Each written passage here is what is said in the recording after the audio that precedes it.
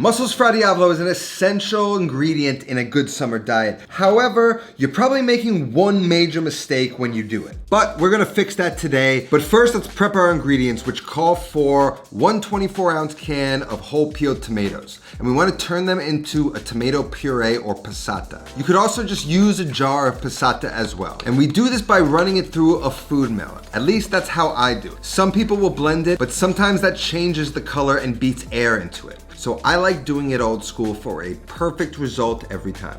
Our tomatoes are pureed and we have a nice thick passata. Now, cans of tomatoes can come a little bit watery, a little bit thicker. That's something to note in this recipe. And next I need to prep an onion. Now for this, I think a marinara sauce works well. And to me, what differs between my weekday sauce and something like a marinara sauce is things like onion and seasoning. But I don't like chunky onion in my sauce, so I'm gonna dice it as fine as possible. I'm going just half an onion. Vinny, don't put too many onions in the sauce. And then set that off to the side. Then I need 2 cloves of garlic that I'll just slice in half, peel off the papers, and then slice as thinly as possible. Set that aside. Then next up, all we need is a little bit of white wine, a little fresh basil, and then I'm gonna use some of my good Italian dried oregano. You buy it in this thing, you keep it in the bag, and then you just scrunch it whenever you need some. Or some regular dried oregano works fine too. Now let's talk mussels. Now here we have a bag of Prince Edward Island mussels. Now when you go buy mussels at a store, usually you get them in a bag like this. And if your fish source is reliable, you're probably getting them from Prince Edward Island in Canada.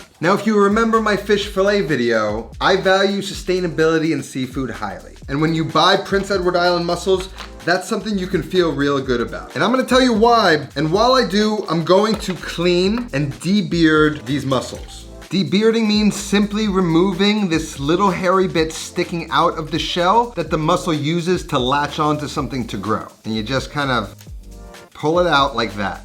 So while I clean and debeard these mussels, here are 4 reasons why Prince Edward Island mussels are exceptional. Number 1, Prince Edward Island mussels are carefully produced, which allows them to ensure consistently super plump, tender, and sweet mussels. And number 2, part of the reason they can ensure that is because the waters around Prince Edward Island are pristine and contributes to their superior texture and flavor. Next up is that they're sustainable. These mussels are farmed, but in a wild environment. And they're kind of like filters. They kind of like filter out gunk in the ocean. And because they're farmed and sustainable, they're actually available all over the place. So any good fish source should stock them. So now some of them have beards and some of them don't. We're just gonna go through and remove any that do, and then we're ready to go.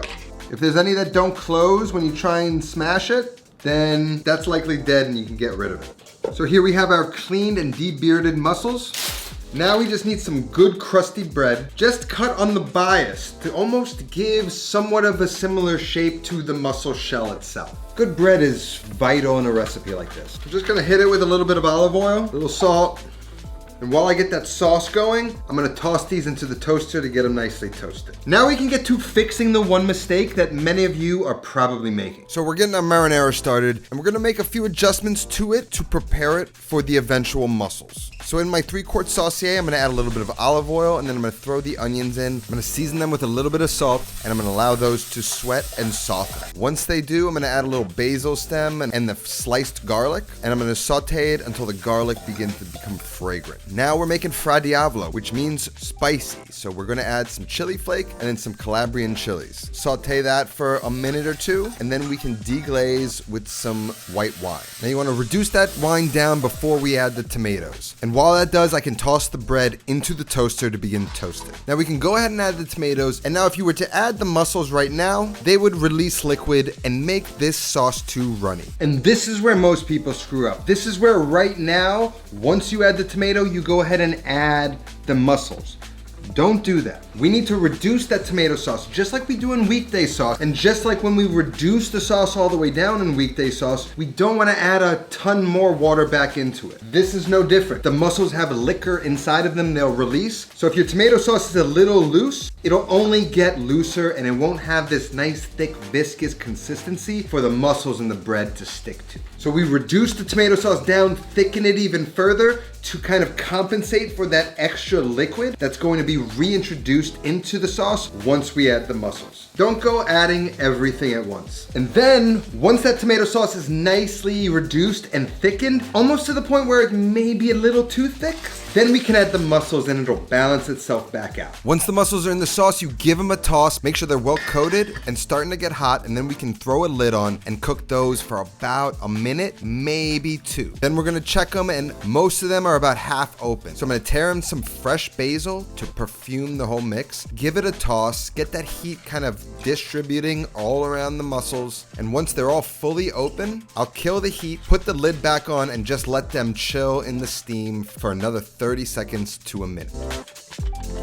At this point, the toast is ready, so I'm just gonna set those off to the side, and then we can serve it. To that pot of mussels, I'm gonna scrunch in some of that dried oregano. I'm gonna squeeze a little bit of lemon juice into the mix to brighten it all up. Give it one last toss, and make sure to remove any mussels that never open. Then we can start to plate the mussels. You don't have to get too fancy, but it's nice to kind of have all of them poking upwards. It just gives this sort of 3D texture to the plate. Then we wanna make sure we pour plenty of that sauce into the mix.